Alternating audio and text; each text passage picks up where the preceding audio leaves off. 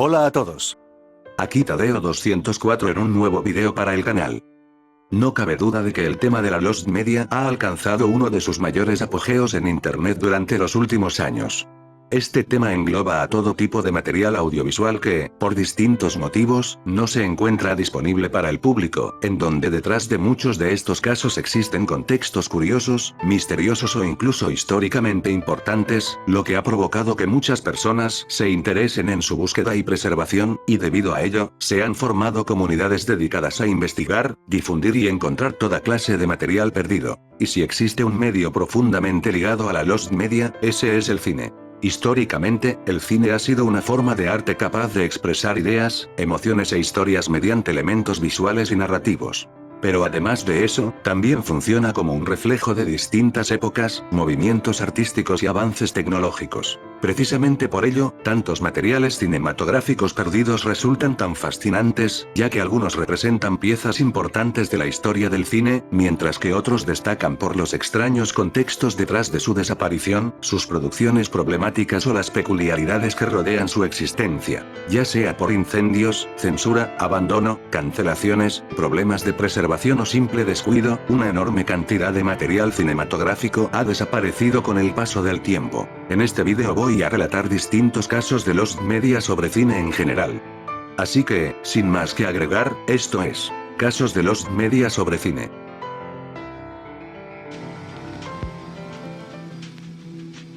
Cleopatra se trata de una película muda dirigida por James Gordon Edwards, la cual fue distribuida por Fox Film Corporation y protagonizada por Ted Avara en el papel de Cleopatra, junto a Fritz Leiber como Julio César y teniendo una duración aproximada de 2 horas.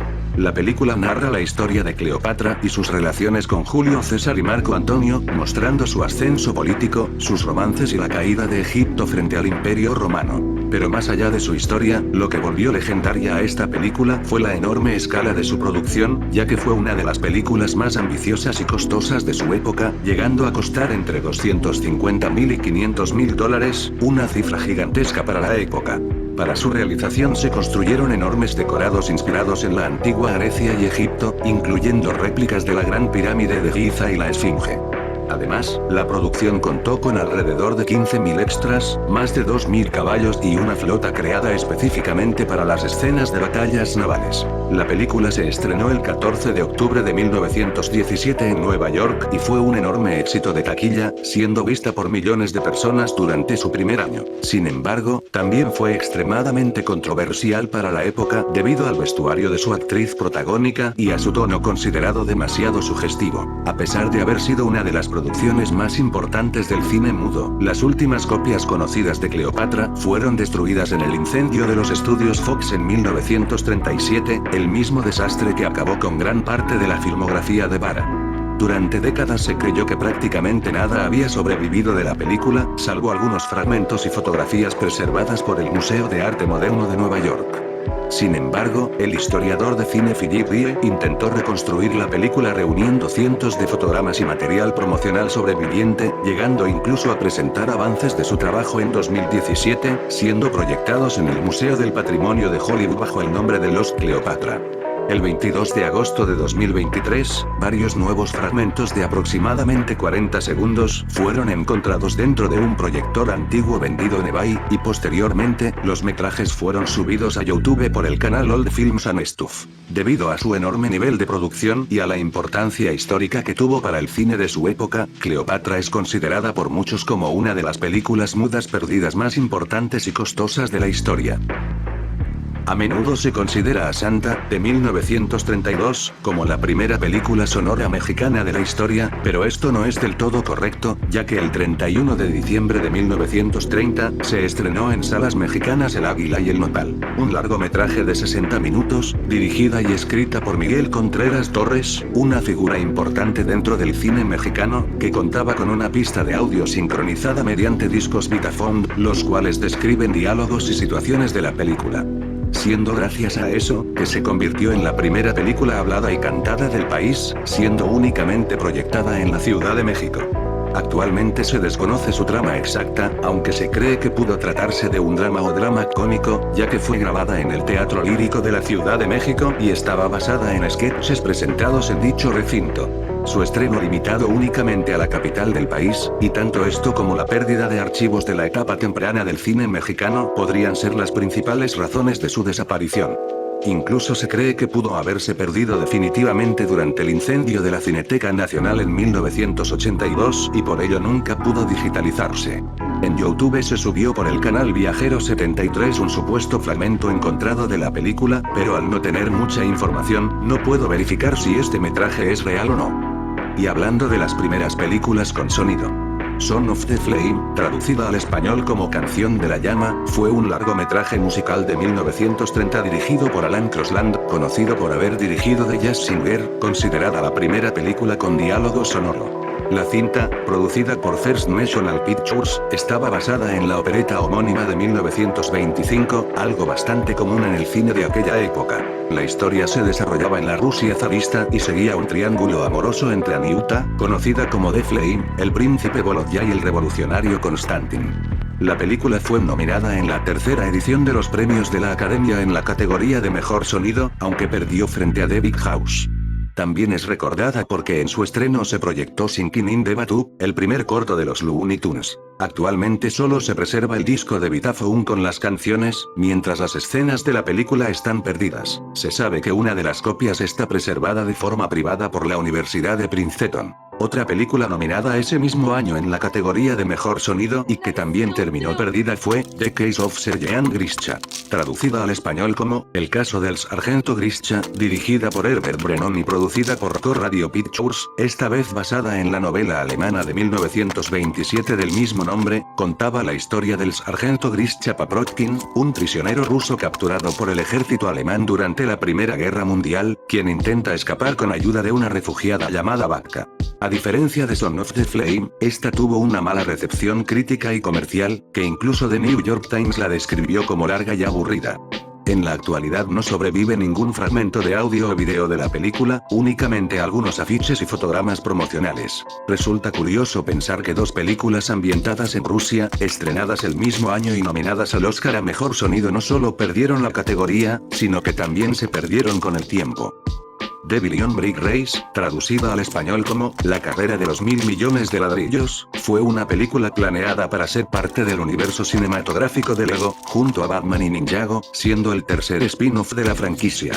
El proyecto fue anunciado en marzo de 2015 y, un año después, Jason Segel y Drew Pearce se unieron como codirectores y co-guionistas. Sin embargo, en julio de 2017 fueron reemplazados por Jorge R. Gutiérrez, quien pasaría a ser el único director y guionista del proyecto. En ese momento, la película tenía previsto estrenarse el 24 de mayo de 2019, casi a la par de la secuela de La Gran Aventura Lego. De lo poco que se sabe sobre la historia, la película estaría inspirada en el largometraje de Cannonball Run, y giraría en torno a carreras de autos, aunque con un enfoque más original, al crear un universo propio en lugar de adaptar una franquicia ya existente de la compañía. Además, Gutiérrez afirmó que incluiría referencias a películas de acción y policías de los años 80, mientras que, como se ve en esta imagen de aquí, también se planeaba incluir elementos de viajes en el tiempo y referencias a otras líneas de la compañía. Hasta que en febrero de 2018, Gutiérrez anunció a través de Facebook que él había abandonado el proyecto, describiéndolo como un fracaso, y más tarde, en diciembre de 2019, compartió algunos artes conceptuales de los personajes, así como el anuncio de que había sido cancelada. Debido a los malos resultados en taquilla de las películas de Ninjago y la secuela de La Gran Aventura Lego, la alianza entre Warner Bros. Y The Lego Group terminó, y actualmente Universal es quien posee los derechos cinematográficos de Lego, por lo que el estado actual del proyecto sigue siendo desconocido, y no se ha mostrado mucho más de su material de producción. En julio de 2022, Gutiérrez reveló en Twitter que tenía previsto que los actores Diego Luna y Emma Stone interpretaran a los dos protagonistas. Es una pena porque su concepto y diseños eran bastante buenos. La silla es un filme dominicano de corte experimental estrenado el 26 de enero de 1963, dirigido y escrito por el dramaturgo Franklin Domínguez, incluso considerándose por mucho tiempo como la primera película dirigida, producida y actuada en territorio dominicano, siendo su aspecto más inusual, el que solo tiene un actor en pantalla, Camilo Carrau. Sí, una película en la que solo actúa una persona, siendo una producción ejercida con muy poco presupuesto, contando con un solo camarógrafo, con un solo actor, una silla, algunas fotografías del dictador Rafael Leónidas Trujillo y unos pocos objetos de utilería. La trama de la película explora la difícil situación de la juventud dominicana bajo el régimen del mencionado gobernante. Se sabe que narra la historia de un joven acusado de traicionar a sus compatriotas mientras estaba encarcelado por supuestamente conspirar para asesinar al dictador. En su defensa, ilustra lo fácil que es pasar de héroe a traidor. Actualmente, la cinta se considera irrecuperable, debido a su pésimo estado que le impide ser restaurada, y de lo poco rescatado, se encuentran fotogramas sin editar, imágenes de la producción, carteles publicitarios y recortes de periódicos de la época, así como breves fílmicas de su premiere en Santo Domingo. Se tiene información de que la película permaneció en cartelera durante 14 noches consecutivas en el Teatro Nacional de Santo Domingo. Como dato curioso, los premios del Gremio Nacional de la Asociación Dominicana de Profesionales de la Industria Cinematográfica llevan el nombre del filme en su honor. Muchos de nosotros seguramente recuerdan intensamente, siendo una de las películas más exitosas y queridas de todo Pixar.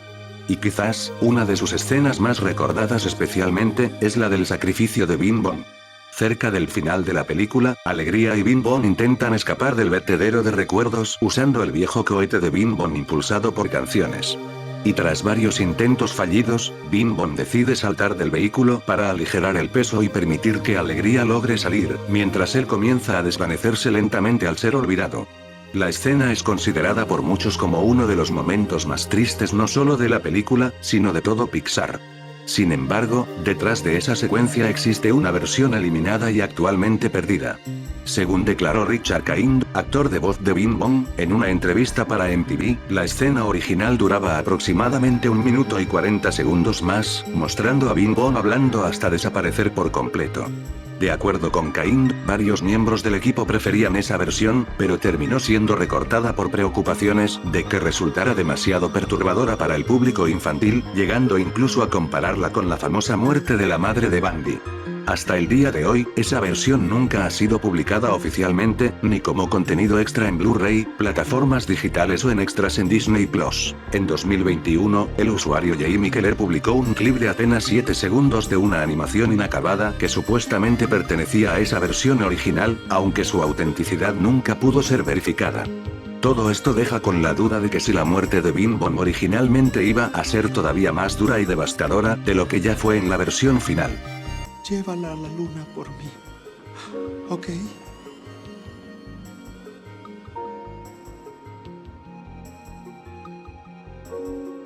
Lo intentaré, Bing Bong. Lo prometo. Princess Academy, traducido al español como Academia de Princesas, fue un cortometraje animado en 2D de Disney. El proyecto fue escrito y dirigido por Olivier Chiappa, con arte de David Cahuena. Se sabe muy poco sobre la trama del cortometraje, debido a que la mayor parte del material disponible consiste en bocetos y storyboards publicados en línea, entre ellos destaca el diseño de una niña vestida de princesa, quien aparentemente habría sido la protagonista principal. Se sabe que el corto incluiría numerosos cameos y referencias a películas clásicas y modernas de Disney y Pixar, mostrando a distintas heroínas conviviendo, bailando y pasando tiempo juntas en una academia, la cual también funciona como un internado para nuevas princesas.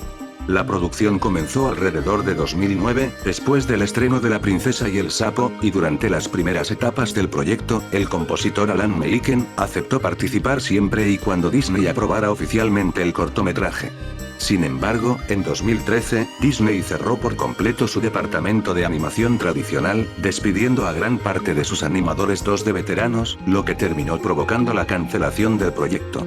Debido a que la producción fue cancelada en una etapa temprana, es poco probable que exista animación terminada, y tampoco se han filtrado guiones ni canciones originales, y tanto Cahuena como Chiappa no han hablado con respecto al proyecto. Empress Chun, conocida en coreano como Banggusim Cheon y traducida al español como Emperatriz Chun, es una película animada estrenada en 2005, que destacó por haber sido una inusual colaboración entre Corea del Norte y Corea del Sur. Dirigida por Nelson Shin, la película está basada en un relato folclórico coreano, sobre una joven llamada Sim Chun, que decide sacrificarse para devolverle la vista a su padre ciego, y que tras eso, el relato evoluciona hacia una fantasía épica con elementos espirituales, dragones marinos y una transformación simbólica que culmina con Chun convertida en emperatriz. Shin trabajó durante 8 años en el proyecto, incluyendo más de 3 años dedicados a la pre- y postproducción. La animación fue realizada entre el estudio surcoreano ACOM y el estudio norcoreano Sek Studio, mientras que la banda sonora fue grabada por la Orquesta de Cine y Radiodifusión de Pyongyang. Incluso las voces fueron grabadas por separado, debido a las diferencias dialectales entre ambas Coreas, aunque para la versión internacional se usó el doblaje surcoreano. La película se convirtió el 12 de agosto de 2005 en la primera producción estrenada simultáneamente en ambas Coreas, incluso también fue presentada en el Annecy International Animation Film Festival y recibió varios premios en Corea del Sur.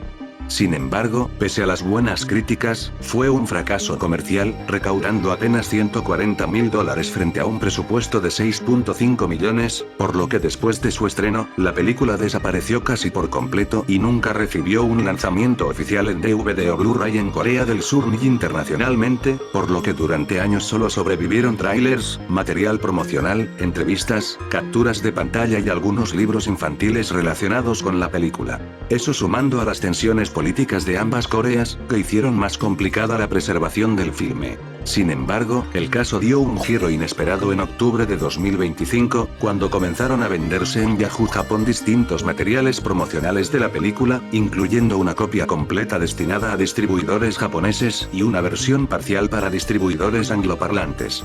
El material fue adquirido por Cineast y restaurado por los usuarios Notelu Insozop. Finalmente, el 31 de diciembre de 2025, después de 20 años, la película completa al fin fue encontrada, siendo subida a YouTube e Internet Archive. Aunque ambas publicaciones fueron eliminadas poco después, debido a reclamaciones de derechos de autor por parte de ACOM, eventualmente, los DVDs terminaron siendo compartidos en Nia, un conocido tracker de BitTorrent enfocado en contenido asiático, y la película aún está subida en Internet Archive, tanto la versión con subtítulos en japonés como en inglés. Hasta el día de hoy, Empress Chun aún no ha sido subida de forma oficial. Rainbow Factory es un popular fanfic del fandom de My Little Pony, escrito por una autora bajo el seudónimo de Aurora Dawn e inspirado en la canción del mismo nombre creada por el músico Oden Toaster, actualmente conocido como Glade.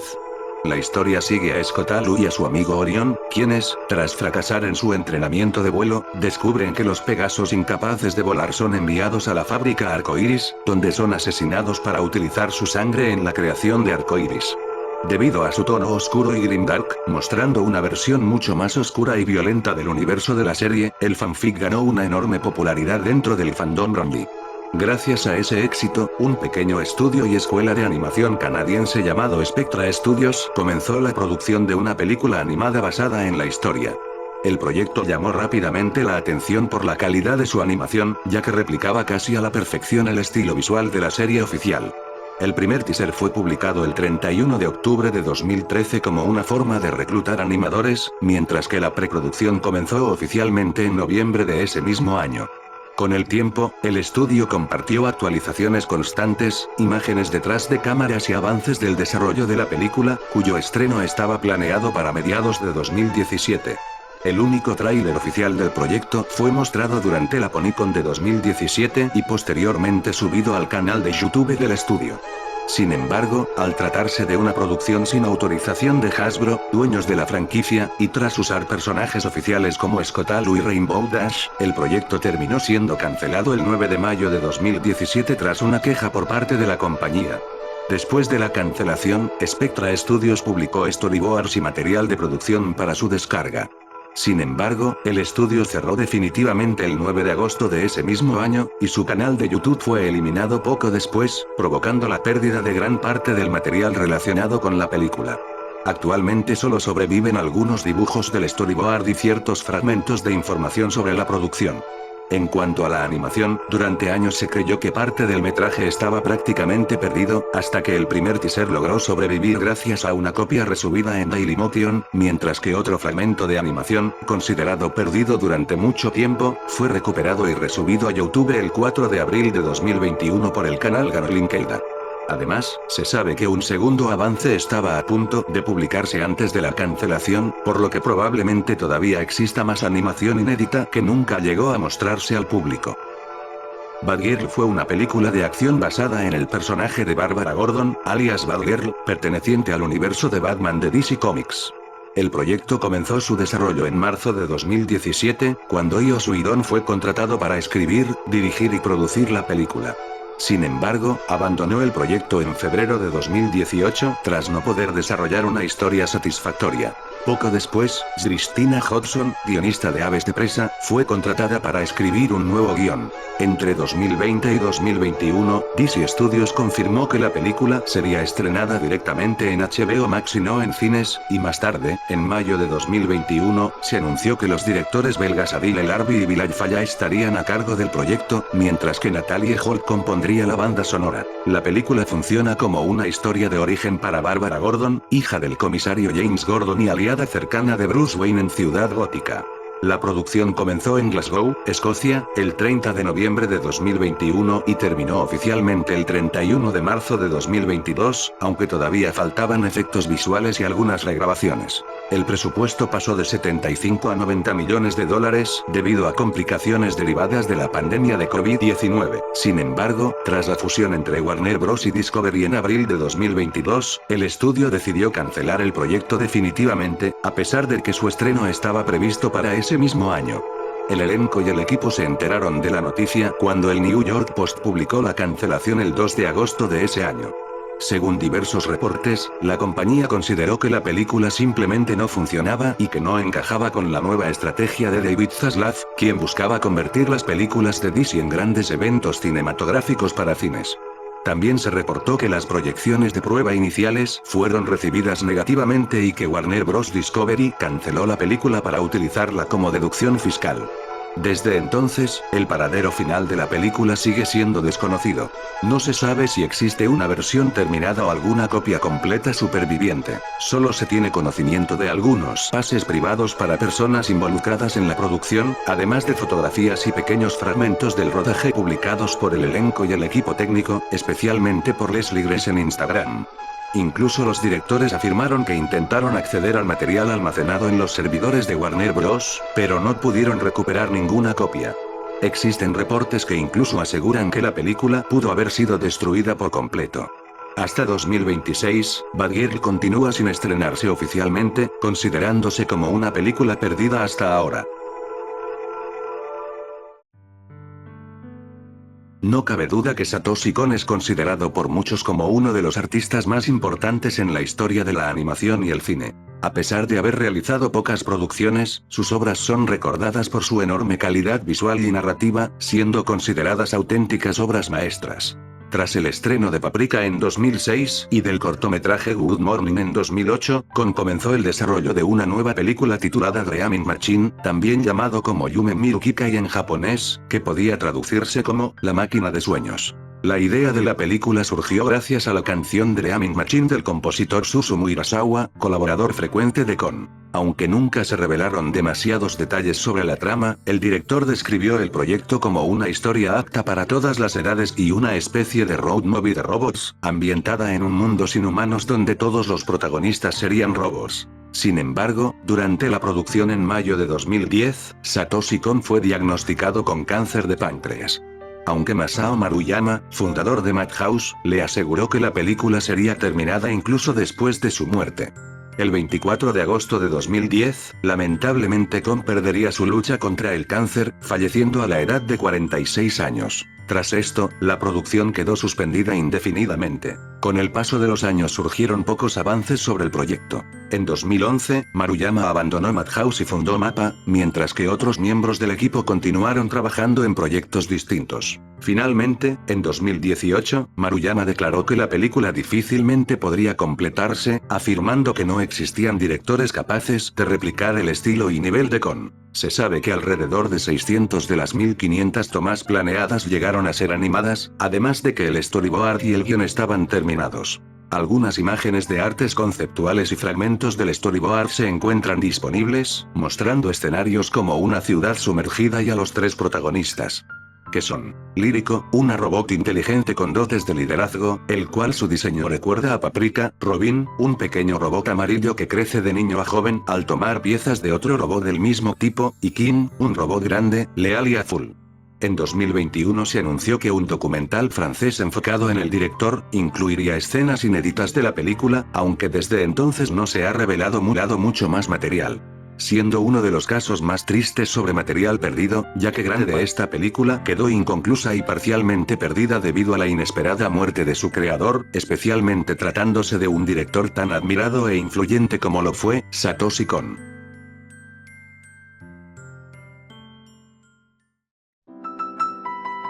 Y bien, hasta aquí llega el video de hoy. Pensé en convertir esto en una sección recurrente del canal, donde no solo hablaré de películas, sino también de distintos tipos de Lost Media, siendo esta una primera parte dedicada al cine. Aunque quizás más adelante hable sobre doblajes internacionales perdidos, así que estén atentos. Si conocen cualquier otro caso interesante que quieran compartir sobre cualquier medio, pueden comentarlo aquí o en mis publicaciones de la pestaña de comunidad, donde quizá tome algunas sugerencias. Este video lo tenía planeado desde abril, pero por falta de tiempo no lo había podido terminar, y vaya que fue un poco cansado hacerlo. Aún así, quiero empezar a actualizar más el canal y ser un poco más activo en cuanto a contenido. De hecho, como ya habrán notado, hasta incluso cambié la intro jejeje.